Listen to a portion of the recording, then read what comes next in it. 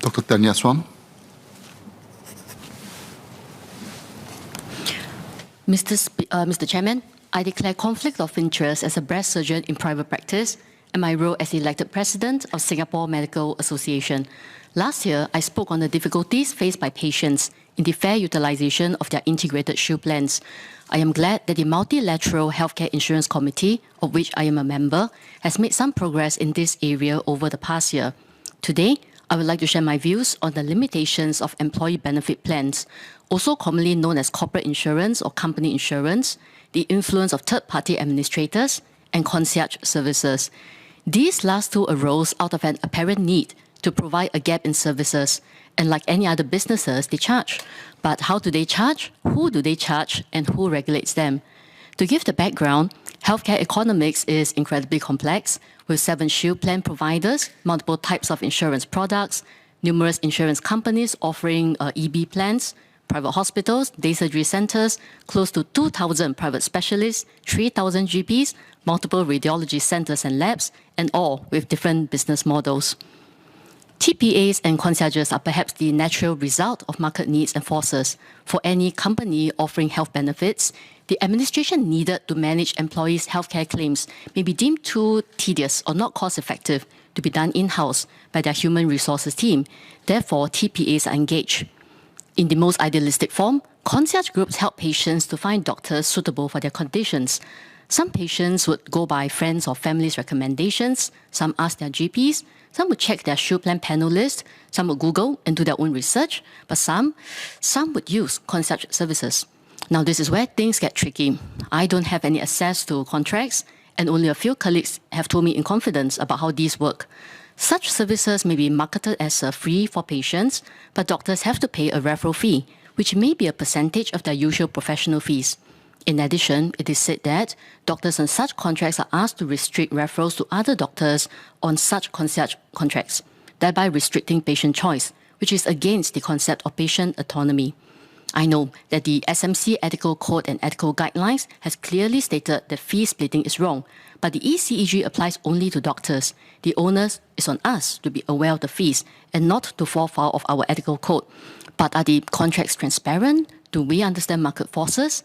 Some say that one simple solution is for doctors to refuse to sign any TPA or concierge agreements, but it may not be possible for a doctor to refuse to sign on any of these, depending on the location and model of their practice.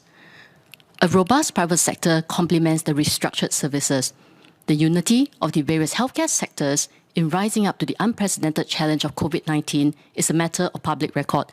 The private primary care sector has answered the call of MOH in the public health preparedness clinics and swap and send home clinics.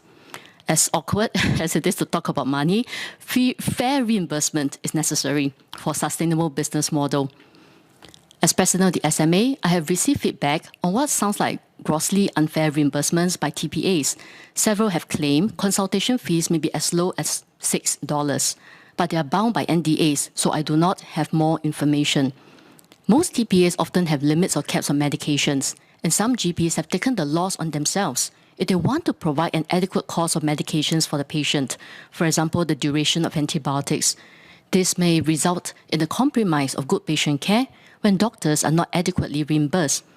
Payments may be delayed for as long as 6 months, causing cash flow problems for small practice. The ongoing Fullerton case, reported in Business Times in January this year, leaves some doctors wondering if they will ever receive their fair pay. GP clinics meet 80% of the primary care demand. They are our first line of care for the community. GP clinics are not just sources of income for doctors, they are also places where nurses and administrative staff are gainfully employed.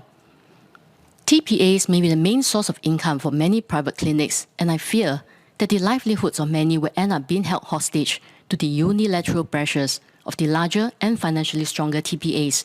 We should not allow the livelihoods of private healthcare workers to be lost in the name of turning a profit. In reply to a supplementary question I asked in August last year, Minister of Manpower Dr. Tan See Leng replied favourably that there can be increased education to workers on the use of EB versus IP plans, and also a relook of TPAs and how EB plans are administered, with a need for multiple stakeholders to be involved. I asked for MOH and NOM to consider this in the year ahead. Finally, even though my leadership in the Singapore Medical Association has a limited tenure, I believe the SMA, together with our sister professional bodies, will continue to help in integration and support of healthcare workers through stronger representation for doctors. My vision is that the SMA continues to be the bridge between doctors and patients, doctors and insurers, doctors and government, to achieve an equitable healthcare ecosystem for doctors and for patients. Thank you.